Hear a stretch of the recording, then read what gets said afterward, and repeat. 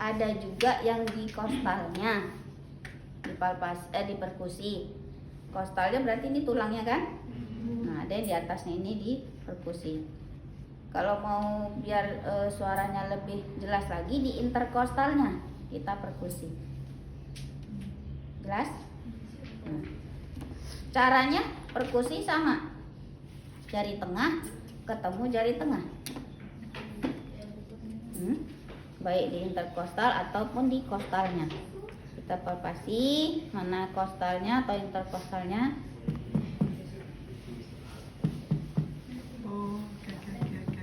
Tuh redup tuh. Oh, ini tadi kosong. Mas sempat ada isinya gimana gitu kan? Itu ya. Karena ini di bawahnya kan ada padat nih. Ada tulang pelvis ini. Makanya ya. Itu nggak ada pengulangan ya. Bu. Kasusnya ada bawa ilustrasi? Ada bawa. Punya mana ilustrasinya? Sudah terpilih ke. Kita yang pakai ilustrasi. Ya.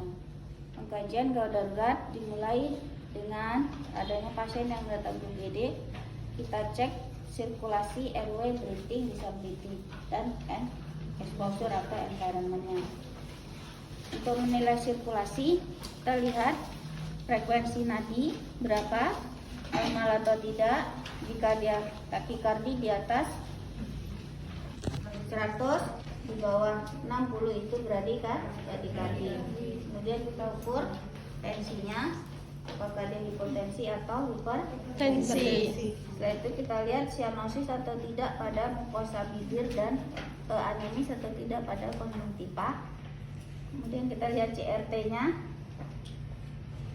normal atau tidak. Jika normal kurang dari 2 detik, jika tidak normal lebih dari 2 detik sampai 3 detik.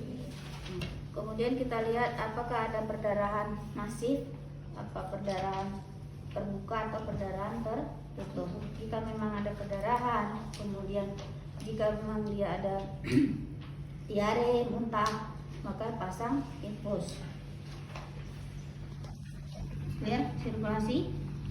Clear. Kita lihat airway. Kita cek airway untuk melihat kepatenan dari jalan napas. Paten jalan napas berarti bebas sumbatan pada jalan napas, baik sumbatan di hidung atau sumbatan di mulut. Sumbatan di jalan napas itu bisa berupa upil, sekret, darah, saliva, sampah. Jika memang ada, maka kita pasangin skun untuk membebaskan daripada sumbatan pada jalan nafas. Ya, kita ambil. Kemudian kita nilai, oke, jalan nafasnya bagus, tidak ada sumbatan, tapi pasien masih belum adekuat untuk bernapas. Kita lakukan chin lip dan jaw thrust. Angkat, kemudian ini kita buka. Ya. Jika pasien masih kesulitan untuk bernapas, kita pasangkan opa atau kudel ini. Ya. Kemudian kalau kita dapati pasien itu kejang, kita pasangkan tong spatel atau spatel tidak.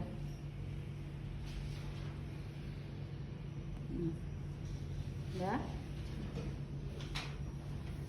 Kalau kita curiga ada fraktur servikal, tandanya itu kepala pasien terkulai di satu sisi atau kepala pasien kaku di satu sisi. Maka kita pasangkan mengkolar untuk imobilisasi lehernya. Ini. Oke. Kemudian kita nilai airway selesai. Kita nilai breathing, pernapasan. Pernapasan dinilai frekuensinya normalnya berapa. Jika di atas dari 24 namanya takipno, jika kurang dari 16 namanya bradipno. Kita nilai breathing lagi dari posisi naik turunnya dinding dada simetris atau tidak kiri dan kanan. Jika tidak, kita observasi adanya fraktur, kemudian adanya massa pada daerah paru. Fraktur dipalpasi dengan cara melihat meraba dari posisi torak. Apakah di mana tulang torak yang terjadi fraktur? Sama kanan dengan kiri, seperti itu. Ya, oke. Tidak ada fraktur. Kemudian kita curigai ada massa pada bagian dalam paru dengan perkusi bagian toraksnya satu persatu untuk melihat di mana posisi massa itu berada pada paru bagian dalam.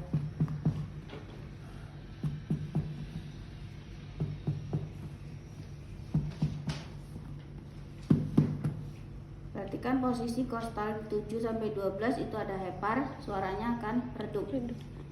Ya, sama seperti ini juga. Oke. Kemudian kita auskultasi adanya bunyi nafas, wheezing atau rongking. Kalau pasiennya tidak sadar, kita nggak usah buang-buang waktu. Tarik nafas, lepas. Tarik nafas, nggak akan ada. Kita cukup dengarkan. Rongki bagian atas paru, wheezing bagian tengah dada, sampai di kanan dan kiri itu ada bronkus, krekes pada bagian dalam paru. Kalau pasiennya sadar, tarik nafas Pak, buang. Lagi tarik nafas, buang. Seperti itu. Sama posisinya dengan yang wheezing tadi. Oke. Kemudian udah selesai, breathing selesai. Kita ke disability. Disability menilai dari DCS-nya atau tingkat kesadaran pasien. Ya, kalau sekiranya kesadarannya full, kompos mentis, delirium apa, nah silakan nanti dicek lagi, dipahami lagi. Kemudian setelah disability kita langsung ke exposure. Exposure itu menilai pasiennya tadi tidak mengalami fraktur pada tulang iga, tapi adanya massa di dalam paru. Maka exposure-nya kita lakukan pemeriksaan. Fraktur tidak ada. Ronsen apakah dilakukan? Tidak. Untuk massa apa kita lakukan?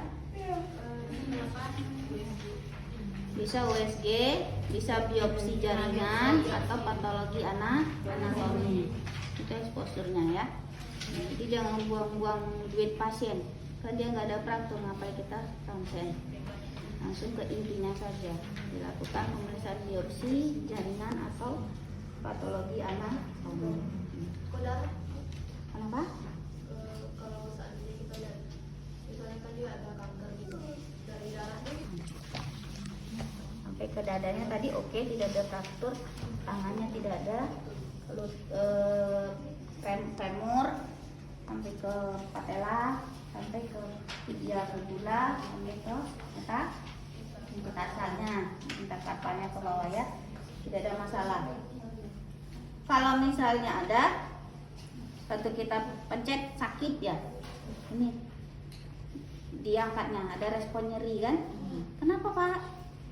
Nyeri yang sini, sakit. Oke, kita lihat palpasi ulang lagi. Ada seperti tenderness atau bengkak, swellingnya nyeri, kan gitu. Palpasi.